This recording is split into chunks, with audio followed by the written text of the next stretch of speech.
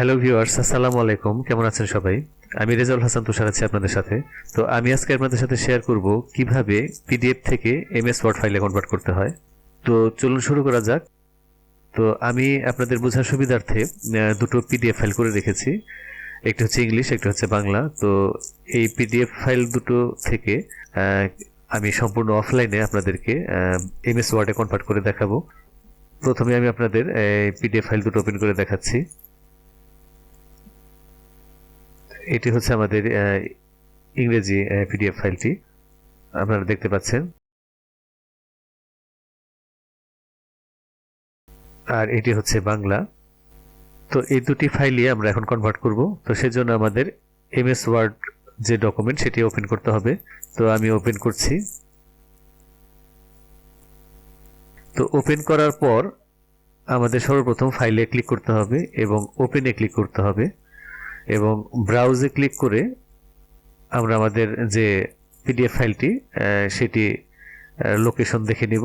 তো আমাদের এটি ডেস্কটপে রয়েছে। তো আমি ডেস্কটপ থেকে প্রথমে ইংরেজি যে পিডিএফ ফাইলটি রয়েছে সেটি আমি ওপেন করব।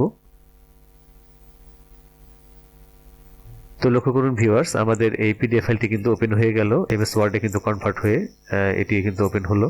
এখন আমি এটি এই অবস্থায় চাইলেও আমরা এটি এডিট করতে পারি, অথবা পরবর্তীতে যাতে আমরা এডিট করতে পারি সেজন্য এই ফাইলটি আমাদের সেভ করতে হবে। তো আমি সেভে ক্লিক করছি, অর্থাৎ কন্ট্রোল-S প্রেস করছি এবং এখানে ফাইল নেমের ঘরে যে নামটি দেখাচ্ছে আপনারা চাইলে সেটিও রাখতে পারেন অথবা চেঞ্জ করে দিতে পারেন। তো আমি এটি রাখছি এবং সেভে ক্লিক করলাম। সেভের সাথে সাথে কিন্তু ফাইলটি সেভ হয়ে গেল। তো এটি আমি আপনাদের ক্লোজ করে দেখাচ্ছি। লক্ষ্য করুন ভিউয়ার্স, আমার ডেস্কটপে কিন্তু এখানে ইংলিশ এই ফাইলটি কিন্তু চলে আসলো। তো এখানে আমরা যে ডকুমেন্টটি দেখতে পাচ্ছি সেই ডকুমেন্টটি আপনারা চাইলে যে কোনো সময় আপনারা এডিট করতে পারেন। তো এখন আমরা বাংলা যে ফাইলটি রয়েছে পিডিএফ ফাইলটি, সেই ফাইলটি আমরা এখন কনভার্ট করব। ওয়ার্ড প্রোগ্রামটি আমরা আবার ওপেন করব এবং ওপেন করার পর একইভাবে আমরা ওপেনে ক্লিক করব এবং ক্লিক করার পর এখান থেকে আমরা ব্রাউজে ক্লিক করে আমাদের যে পিডিএফ ফাইলটি রয়েছে বাংলা, সেই ফাইলটি আমরা সিলেক্ট করব এবং ওপেনে ক্লিক করব। ওপেনে ক্লিক করার সাথে সাথে কিন্তু আমাদের যে বাংলা যে ডকুমেন্টটি সেটি কিন্তু ওপেন হয়ে গেল। এমএস ওয়ার্ডে কিন্তু কনভার্ট হয়ে এটি কিন্তু ওপেন হলো। তো লক্ষ্য করুন ভিউয়ার্স, এই অবস্থায়ও কিন্তু আমরা এটি যে কোনো সময় এডিট করতে পারি, যে কোনো ওয়ার্ড, যে কোনো সেন্টেন্স। এবং এটি যদি আমরা পরবর্তীতে এডিট করতে চাই তাহলে এটিকে সেভ করে রাখতে হবে এবং সেজন্য আমরা কন্ট্রোল-S প্রেস করব। কন্ট্রোল-S প্রেস করার সাথে সাথে ফাইল নেমের ঘরে যে নামটি রয়েছে সেটি যদি রাখতে চাই আমরা রাখতে পারি, অথবা আমরা এটি চেঞ্জ করে দিতে পারি। তো আমি এটি রাখছি এবং সেভে ক্লিক করলাম। সেভে ক্লিক করার সাথে সাথে কিন্তু এটি সেভ হয়ে গেল এবং আমি এটি ক্লোজ করে আপনাদের দেখাচ্ছি।